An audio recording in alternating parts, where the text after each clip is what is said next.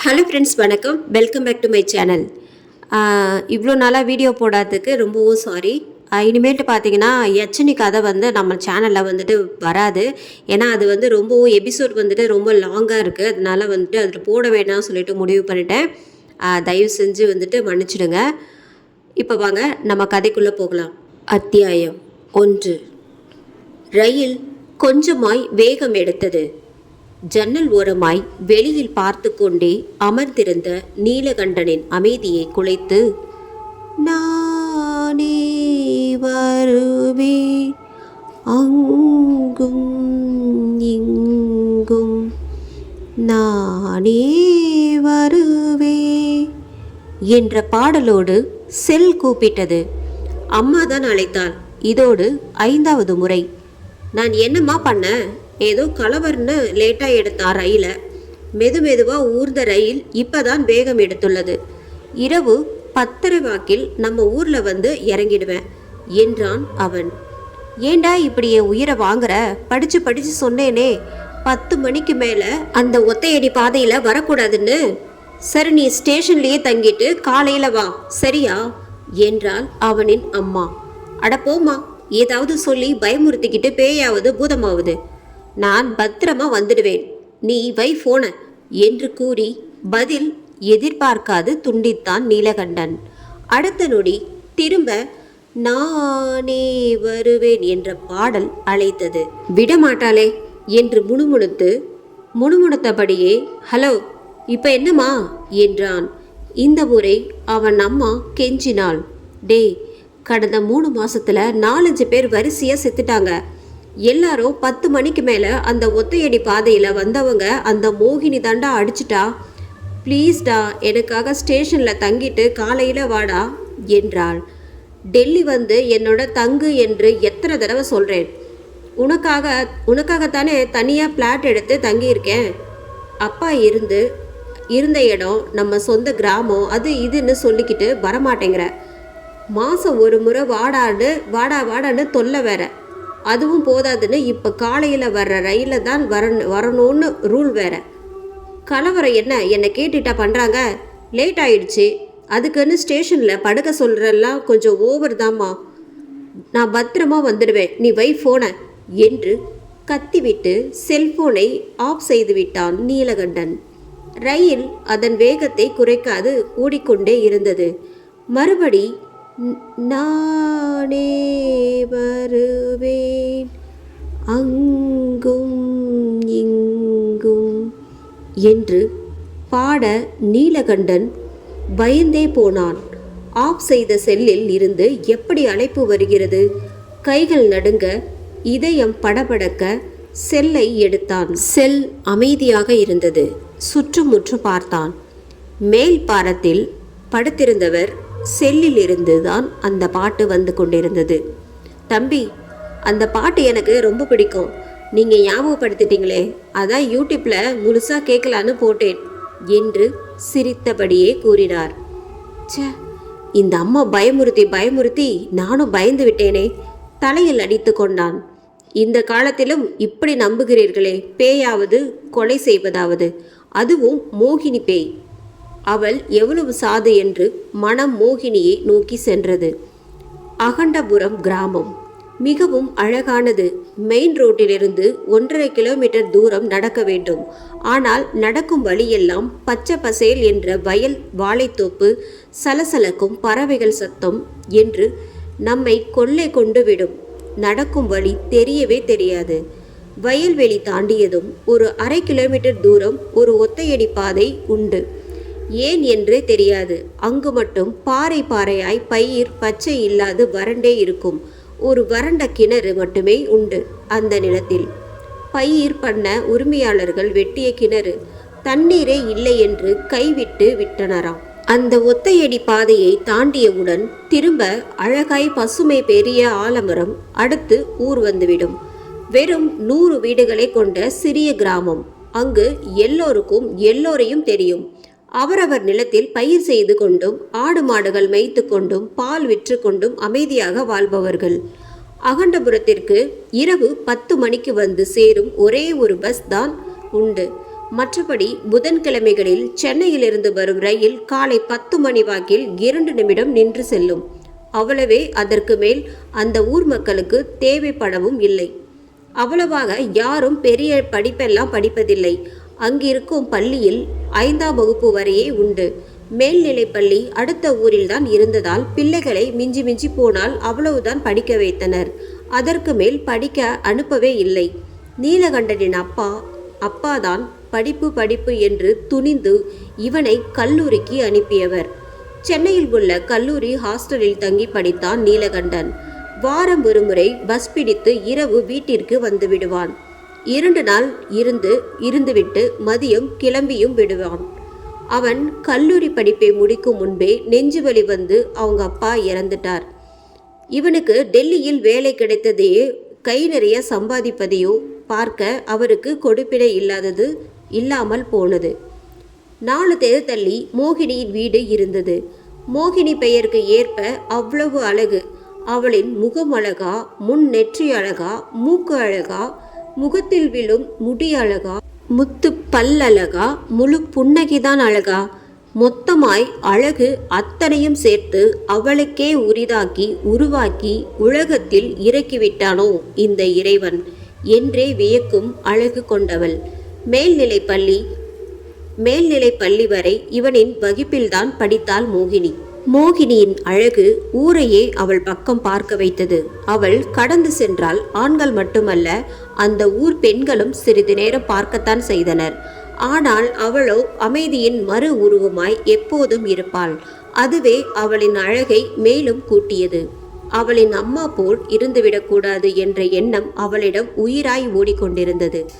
மோகினி பிறந்த ஓரிரு மாதங்களிலேயே குழந்தையாக இருந்த இவளையும் இவளின் தந்தையையும் விட்டுவிட்டு வேறு ஒருவனிடம் காதல் வயப்பட்டு வீட்டை விட்டு சென்று விட்டாள் மோகினியின் தாய்.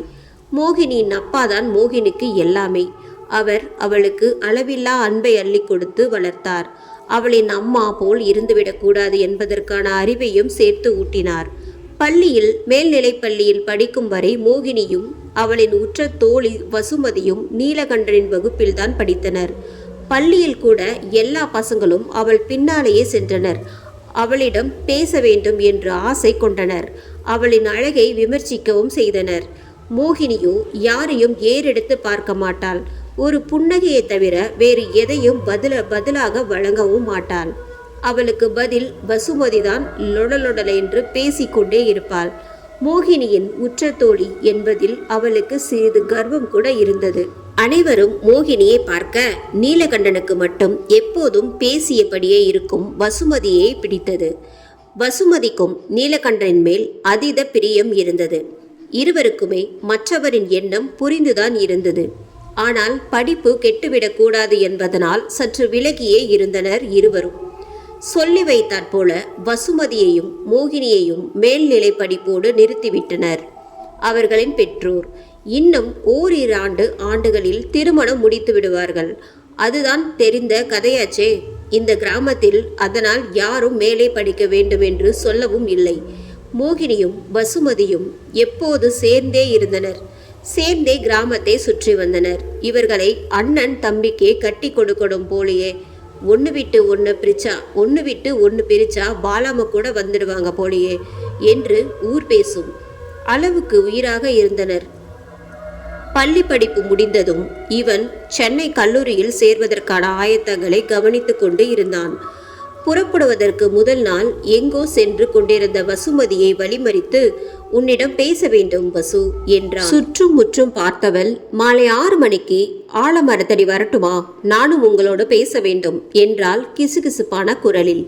மயக்கும் மாலை வேளையில் மஞ்சள் வானம் பூத்திருக்க, கொஞ்சம் புறாக்கள் கூடியிருக்க, தயக்கம் ஏதும் இன்றியே தாவி வந்த கோதையும் தாமதிக்காத காளையும் ஆலமரத்தடி சேர்ந்தனர். அன்பையும் அழகாய் பகிர்ந்து கொண்டனர். படித்து முடித்து நல்ல வேலையில் சேர எப்படியும் குறைந்தது 4 ஆண்டுகளாகி விடும் வசு. அதுவரை எனக்காக காத்திருப்பாயா? உன் பெற்றோரை சமாளிப்பாயா என்று கேட்டான் நீலகண்டன். என்ன இப்படி கேட்டு விட்டீர்கள்? நீங்கள் மேலே படித்து பட்டம் பெற்று நல்ல வேலையில் அமர்ந்த பின் +2 வரையே படித்தவள் என்று என்னை மறுத்து விட மாட்டீர்களே என்றாள் சின்ன விசும்பலோடு வசுமதி. இல்லை வசு, நிச்சயமாக இல்லை, எப்போதும் மாறமாட்டேன், என் மேல் சத்தியம் என்று அவன் தலையிலேயே கை வைத்து சொன்னான் நீலகண்டன். அவளும் கண்ணீர் துடைத்து, உயிர் இருக்கும் வரை உங்களுக்காக காத்திருப்பேன், எத்தனை தடைகள் வந்தாலும், இப்பிறவி இல்லை எத்தனை பிறவி எடுத்தாலும் உங்களே மட்டுமே நினைத்திருப்பேன் என்றாள். சரி வசு, கிளம்பலாம், நேரமாயிற்று என்றான் நீலகண்டன். ஒருவருக்கொருவர் பிரியாவிடை கொடுத்து கொண்டனர். ஆண்டுகள் உருண்டு கொண்டே இருந்தன. திடீரென்று இவன் தந்தை இறந்தது இவனுக்கு பேரதிர்ச்சியை தந்தது. இன்னும் ஆவேசமாக மிக நன்றாக படித்தான். படிப்பு முடிந்த பின் டெல்லியில் ஒரு தனியார் கம்பெனியில் நல்ல வேலையில் அமர்ந்தான். அம்மாவை தனியாக இருக்க விடக்கூடாது என்பதற்காக தனி வீடு பார்த்து குடியேறினான். ஆனால் அம்மா கிராமத்தை விட்டு வரவே இல்லை. முடிந்தவரை மாதம் ஒரு முறையோ இரண்டு மாதத்திற்கு ஒரு முறையோ இவன்தான் வந்து செல்வான். மோகினிக்கு திருமணமாகிவிட்டதால் வசுமதி கொஞ்சம் தனிமையில் சோர்ந்து இருந்தாள். ஒரு முறை கிராமத்திற்கு லீவில் வந்தவன் வசுமதியை சந்தித்துவிட்டு அவளின் வாடிய முகத்தை பார்த்து, கவலைப்படாதே வசு, இந்த ஆண்டு திருமணம் செய்து கொள்ளலாம். மோகினி அடுத்த கிராமம் தானே சென்றுள்ளாள், உன்னை தலைநகருக்கே கடத்தி விடுகிறேன். மோகினியின் நினைவே வராத அளவுக்கு உன் இதயத்தை காதலால் நிரப்புவேன். அம்மாவிடம் அடுத்த முறை பேசி உங்கள் பெற்றோரிடம் பேசுகிறேன் என்று கூறிவிட்டு சென்றான். அடுத்த 2 மாதங்களில் ஊருக்கு வந்தான். இந்த முறை அம்மாவிடம் வசுமதி பற்றி கூறி அவளின் ஆசியோடு இந்த ஆண்டு இறுதியில் திருமணம் செய்து கொள்ள வேண்டும் என்ற அழகான எண்ணத்தோடு வந்து வீட்டில் நுழைய முன், டேய், நீலமோகினி இறந்து விட்டாளாண்டா, யாரோ அவளை கொன்று ஒத்தையடி பாதையில் இருக்கே அந்த கிணறு, அதில் வீசி எரிந்து விட்டார்களாம் என்றாள் அவன் அம்மா. ஐயோ, அப்படியா, என்னாச்சுமா என்றான் பேரதிர்ச்சியோடும் கனத்த இதயத்தோடும். மோகினி இறந்து விட்டாள் என்று அம்மா சொன்ன செய்தியை கேட்டு அதிர்ந்து, ஐயோ அப்படியா, ஏமா, யாருமா கொன்றது என்று 1000 கேள்விகள் கேட்டான். திருமணம் செய்து கொண்டு பக்கத்து கிராமத்தில் அல்லவா இருந்தால் என்ன ஆயிற்று, ஏமா, எப்படிமா, யாருமா என்று கேள்விகளை அடுக்கினான் நீலகண்டன். அது ஒரு பெரிய சோக கதடா. 1.5 வருஷம் இருக்கும். அவளுக்கு மாப்பிள்ளை பார்த்தார் அவளின் அப்பா. நம்ம கிராமத்தில் உள்ள எல்லாருமே அவளை ஏற்றுக்கொள்ள முன்வரவில்லை. மோகினியை கல்யாணம் செய்து கொள்ள சொல்லி பெற்றோர் சொன்ன பையன்கள் ஏற்றுக்கொள்ளவில்லை. பையன் ஆசைப்பட்ட இடத்தில் பெற்றோர் வேண்டாம் என்று மறுத்தனர். அதோடு அவளை போன்ற பெண்கள் எல்லாம் ரசிக்க மட்டும்தான் லாயக்கு என்றும், இத்தனை அழகு குடும்பத்துக்கு எல்லாம் ஒத்து வராது என்றும், அவளின் அம்மா போல் அவளும் புருஷனோடு வாழாமல் யாரோடனும் ஓடிவிடுவாள் என்று எத்தனை பேர் அவளின் அழகை பார்வையிலேயே மேய்ந்து இருப்பார்களோ என்று கூறி, எங்களுக்கு வேண்டாம் இவளை போன்ற மனைவி மருமகள் என்று ஆளாளுக்கு வாய் கூசாமல் அசிங்கமாக பேசி மறுத்தனர். நீ அப்போதான் கல்லூரி ஆண்டில் இறுதி ஆண்டு எடுத்து வைத்திருந்தாய். எனவே உன்னிடம் கேட்கவில்லை. அதோட நீயும் வசுமதியும் ஆசையாக இருப்பது எனக்கு தான் தெரியுமே என்று கூறிவிட்டு சற்று அமைதி காத்தாள் அம்மா. அதன் பிறகு பக்கத்து ஊரில் இருந்து வந்து சந்துரு என்கிற சந்திரனுக்கு மோகினியை மனம் செய்து வைத்தார் மோகினியின் அப்பா. மோகினி மிகவும் ஆசையோடு ஆர்வத்தோடும் அடியெடுத்து வைத்தாள் சந்துருவின் வீட்டில். ஆனால் சந்துரு எதற்கெடுத்தாலும் சந்தேகம் கொள்பவன் என்று மோகினிக்கு போக போகத்தான் தெரிந்தது. அங்கே ஏன் சென்றாய், இங்கே ஏன் சென்றாய், அவன் என்ன கேட்டான், இவன் என்ன கேட்டான் என்று தொட்டதுக்கெல்லாம் சந்தேகம் வந்து அவனுக்கு வாழ்க்கையே நரகமாகியது மோகினிக்கு. வீட்டுக்குள்ளேயே முடங்கினாள் மோகினி. அவளின் அப்பாவை பார்க்கக்கூட அவனை அனுப்ப மறுத்தான் சந்துரு. ஆனாலும் அவனோடு மறுவார்த்தை பேசாது வாழ்க்கை நடத்தினாள் மோகினி. ஒரு நாள் அகண்டபுரத்திலிருந்து ஏதோ வேலைக்காக அவளோடு படித்த சக்தி என்பவன் அந்த ஊருக்கு வந்தான். வாசலில் கோலமிட்டு கொண்டிருந்த மோகினியை பார்த்ததும், மோகினி, உன் வீடு இங்கதானா என்று ஆச்சரியமாக கேட்டான். எப்படி இருக்கிறாய் மோகினி, ஏன் நம்ம ஊரு பக்கம் வருவதே இல்லை? உன் அப்பா படுத்த படுக்கையா இருக்கிறாரே, ஏன் அவரை பார்க்க கூட வரவில்லை நீ என்று வினாவினான். அப்படியா, என்ன ஆயிற்று? அப்பாவுக்கு ஏன் படுத்த படுக்கை ஆகிவிட்டார் என்றாள் என்று அழுதபடி. போன வாரம் மாரடைப்பு வந்து மருத்துவமனையில் இருந்தாரே, உனக்கு தெரியாதா என்றான் சக்தி. அவ்வப்போது வசுமதி கிட்டதான் பேசுவேன். இப்போதெல்லாம் நான் பேசக்கூட முடியவில்லை. அவருக்கு கோபம் வந்து விடுகிறது. அதை விடு, அப்பா எப்படி இருக்கிறார்? வசுமதி கிட்ட சொல்லி கவனிச்சுக்க சொல்லு என்று கூறிவிட்டு முந்தானையால் கண்களை துடைத்து கொண்டாள் மோகினி. அதெல்லாம் கவலைப்படாத மோகினி, வசுமதி நன்றாக கவனித்துக் கொள்கிறாள். நேற்று கூட மருத்துவமனைக்கு அழைத்து சென்றாள். நானும் போய் நீ சொன்னதாக சொல்கிறேன். ஆனால் நீ ஏன் இப்படி இருக்க? கருத்து இழைச்சு போய் களை எழுந்து விட்டாயே என்று கூறி முடிக்கும் முன் பளீர் என்று ஒரு அறை அவன் கன்னத்தில் விழுந்தது. என் பொண்டாட்டிய நீ என்னடா இழைச்சிட்ட கருத்துட்டன்னு வர்ணிக்கிற? போடா நாயே என்று கழுத்தை பிடித்து ஒரு தள்ளு தள்ளிவிட்டான் சக்தியை சந்துரு. ஒரு 4 அடி தள்ளி எதிரில் இருந்த சுவரில் மோதி விழுந்தான் சக்தி. எழுந்து சுற்றுமுற்றும் பார்த்து விட்டு மோகினியையும் ஒரு முறை பார்த்தவன் சட்டையை தட்டிவிட்டு கொண்டு அங்கிருந்து நகர்ந்தான். சந்துரு சந்தேகத்தின் உச்சியில் இருந்தான். உள்ளே வாடி என்று மோகினியின் தலைமுடியை பிடித்து இழுத்து வந்து படுக்கையில் தள்ளிவிட்டு, எவண்டி அவன் கள்ளத்தனம் செய்றியா? உன் பவுசு தெரிந்துதானே உங்க ஊருக்கே உன்னை அனுப்புறது இல்லை. ஆனா நீ அவனை இங்க வரவழைக்கும் அளவுக்கு துணிஞ்சிட்ட என்று கத்தியபடி அடிப்பதற்கு கையை ஊங்கினான். ஏற்கனவே அப்பா படுத்த படுக்கையில் இருக்கிறார் என்பது மனது வலிக்க, அவரை போய் பார்க்க விடவில்லையே இந்த மனுஷன் என்ற சோகமும் கோபமும் சேர்ந்து கொள்ள, அடிங்க, நல்லா அடிங்க, உங்களை கல்யாணம் பண்ணிக்கிட்டேன் பாருங்க, அதுக்கு எனக்கு இதுவும் வேணும் இன்னமும் வேணும். எங்கள் ஊர் பசங்க என்னை தரைக்குறைவாக பேசினாங்க, நீங்களாவது புரிஞ்சிப்பீங்க என்று நினச்சேன். அழகான வாழ்க்கை வாழலாம் என்று நினைத்து ஆசையை அடியெடுத்து வைத்தேன். ஒரு நாளாவது அன்பாக இருந்திருக்கீங்களா? இல்லை ஆசையாக தான் பேசியிருப்பீங்களா? இது வேணும் எனக்கு, உங்களை போய் நல்லவர் என்று நினைத்தேனே, இன்னமும் வேணும் என்று என்றுமில்லாமல் ஆங்காரமாய் கத்தினாள் மோகினி. அவ்வளவுதான். சந்துரு அவளை இழுத்து கீழே தள்ளி, நான் கெட்டவனா? எனக்கு உன்மேல் ஆசை இல்லையா? உனக்கு தான் வேண்டான்டி, போயிடு. நீ இந்த வீட்டில் இருக்காத, இந்த ஊருக்குள்ளே வராத, போயிடு என்று கத்தி வெளியே தள்ளி வாசல் கதவை வேகமாக அரைந்து மூடினான். கொஞ்ச நேரம் அழுது கொண்டு அங்கேயே நின்றிருந்தாள் மோகினி. ஊர் முழுக்க அவளை வேடிக்கை பார்த்தது. அவன் கதவு திறக்கவே இல்லை. எழுந்தாள். சேலையால் முகத்தை துடைத்து கொண்டாள். நடந்தாள் தன் கிராமம் நோக்கி அப்பாவை பார்க்க. அவளின் மனம் துடிதுடித்தது. கையில் காசு இல்லாததால் நடந்தே சென்றபடி இருந்தாள். அவள் ஊரின் வயல்வெளி தாண்டி ஒத்தையடி பாதை வரும்போது இருட்டிவிட்டது. மணி 10:30 இருக்கும். பின்னால் காலடி சத்தம் கேட்க திரும்பினாள். சக்தி தான் வந்து கொண்டிருந்தான். போன வேலையை முடித்துவிட்டு பஸ்ஸில் இறங்கி வந்திருந்தான். நடந்ததையெல்லாம் உங்கள் ஊரில் கேள்விப்பட்டேன் மோகினி, உனக்கு ஏன் இந்த நிலை என்று கண்ணீர் வடித்தான் சக்தி. போயிடு சக்தி, என் கூட நடக்காத. உன்னை போன்ற ஆளுங்க கூட எல்லாம் பேசவே வெறுப்பா இருக்கு. நீங்க எல்லோரும் தான் என்னோட இந்த நிலைமைக்கு காரணம்.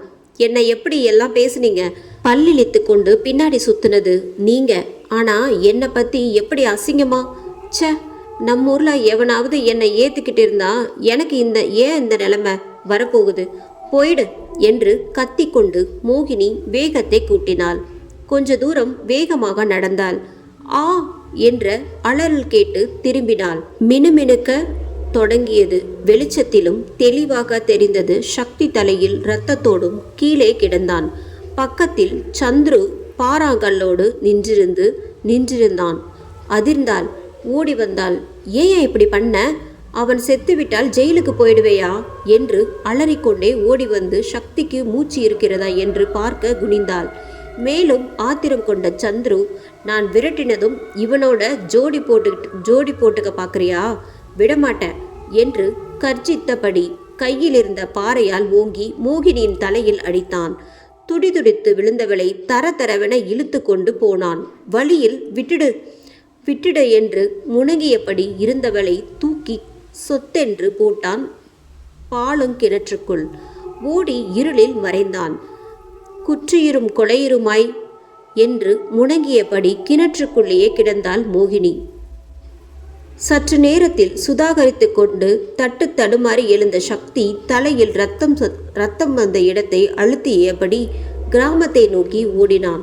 உதவிக்கு அழைத்து வர கிராமம் நோக்கி தட்டு தடுமாறி சென்று அங்கிருப்பவர்களிடம் நடந்தவற்றை கூறி உதவிக்கு அழைத்தான் சக்தி.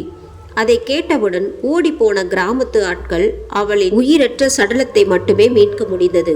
அவளின் சிதைந்து ஒடிந்த சடலத்தை கண்ட அதிர்ச்சியில் அவளின் அப்பாவுக்கு வலிமையான மாரடைப்பு வந்து பிழைக்காமலே இறந்து போனார். போலீஸ் வசுமதியையும் சக்தியையும் குடைந்து கொண்டுள்ளனர். சந்துருவை வலை வீசி தேடி வருகின்றனர் என்று கூறி நிறுத்தினாள் நீலகண்டனின் தாய். நிலா வசுமதி தாண்டா மோகினியின் இறப்பால் மிகவும் பாதித்து உள்ளாள். கொஞ்சம் பித்து பிடித்தவள் போல இருக்கிறாள். அவளை சந்தித்து ஆதரவாக பேசுடா என்றாள். சாயங்காலமாய் வசுமதியை சந்தித்து பேசினான் நீலகண்டன். ஆடிப்போய் கொஞ்சம் பயம், கொஞ்சம் அதிர்ச்சி, கொஞ்சம் வெறுப்பு, கொஞ்சம் விரக்தி என பலவிதமான உணர்ச்சியோடு குழப்ப மனநிலையோடு இருந்தாள் வசுமதி. அவனை பார்த்து, எப்போ வந்தீங்க, எப்படி இருக்கீங்க? இந்த ஊரில் தான் நடக்கக்கூடாததெல்லாம் நடந்துருச்சு. இந்த ஊர் பசங்களை எவனாவது ஒருத்தன் மோகினியை கல்யாணம் பண்ணியிருந்தா அவளுக்கு இந்த கதி வந்திருக்குமா? பாவம், அவள் அழகாய் பிறந்தது தவிர வேறு என்ன பாவம் செய்தாள் என்று கூறி ஓ என அழ ஆரம்பித்தாள். சுற்றுமுற்றும் பார்த்தவன், சரி சரி வசு, அழாத, நம் கையில் எதுவும் இல்லை. நம்மால் செய்ய முடிந்ததை மட்டுமே இனி என்ன செய்ய வேண்டும்? போலீஸ்கிட்ட உனக்கு தெரிந்த உண்மைகளை சொல்லி மறைக்காம சொல்லிவிடு.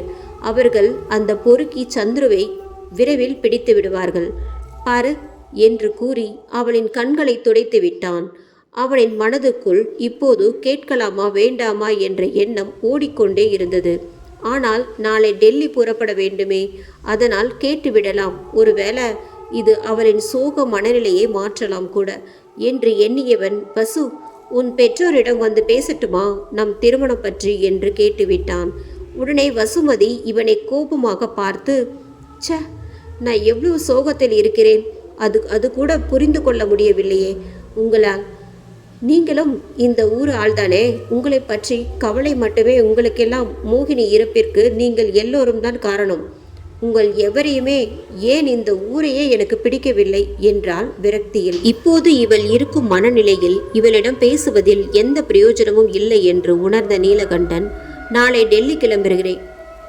டெல்லி கிளம்புறேன். அடுத்த முறை வரும்போது இது பற்றி கண்டிப்பாக உன் பெற்றோரிடம் பேசுகிறேன். உன் உடல் நலத்தை கவனித்துக் கொள் வசு, நான் வருகிறேன் என்று கூறிவிட்டு நோக்கி நடந்தான். திரும்பி வசுமதி நிற்கும் திசையை நோக்கியவாறு. ஆனால் வசுமதி இவனை ஒருமுறை கூட பார்க்கவில்லை. மனது சோகமாக உறுத்தி கொண்டே இருந்தது நீலகண்டனுக்கு. டெல்லி கிளம்புவதற்குள் முன் அம்மாவிடம், அம்மா, அடுத்த முறை இங்கு வரும்போது வசுமதி வீட்டில் பேசலாமா, சரியா என்றான். அவனின் அம்மாவுக்கு ஏற்கனவே இது பற்றி கொஞ்சம் தெரிந்தபடியால், சரிடா, உன் மகிழ்ச்சி தான் என் மகிழ்ச்சியும். வசுமதி மிகவும் நல்ல பொண்ணுதான். ஆனா இப்போதெல்லாம் கொஞ்சம் பித்து பிடித்தவள் போல இருக்கிறாளே. அம்மா, ஏதாவது பித்து தத்துன்னு உளராத. மோகினியின் மரணத்தை அவளை புரட்டி போட்டுள்ளது. கொஞ்ச நாளில் சரியாகி விடுவாள். நீ உடம்ப பார்த்துக்கொள், நான் வருகிறேன் என்று கூறி கிளம்பினான். ஆனால் அவன் மனது வசுமதி கூறிய வார்த்தைகளை எண்ணி வருந்தி கொண்டே இருந்தது. டெல்லி வந்ததும் அன்றாட வேலைகளில் மூழ்கி போனான். ஒரு 3 நாள் போயிருக்கும். அம்மாவிடம் இருந்து ஃபோன் வந்தது. ஹலோ அம்மா, எப்படி இருக்கீங்க என்றான். டேய், நிலா மோகினி திரும்ப வந்துட்டாடா என்றாள் அதிர்ச்சியோடும் பேரதிர்ச்சியோடும். இவன் என்னம்மா சொல்ற? இறந்தவள் எப்படி வருவாள்? ஒருவேளை அவள் இறக்கவே இல்லையோ? நீங்க நம்ம ஊரெல்லாம் வந்து சேர்ந்து ஏதோ கதை கட்டி விட்டுட்டீங்களா என்றான். டேய், அது இல்லடா, மோகினி பேயா வந்துட்டாடா, அந்த பாலு கிணத்துக்குள்ளதான் இருக்கா என்றாள் பயந்தபடியே. இந்த எபிசோட் உங்களுக்கு பிடிச்சிருந்தது அப்படின்னா லைக் பண்ணுங்கள், ஷேர் பண்ணுங்கள், சப்ஸ்கிரைப் பண்ணுங்கள். தேங்க்ஸ் ஃபார் வாட்சிங்.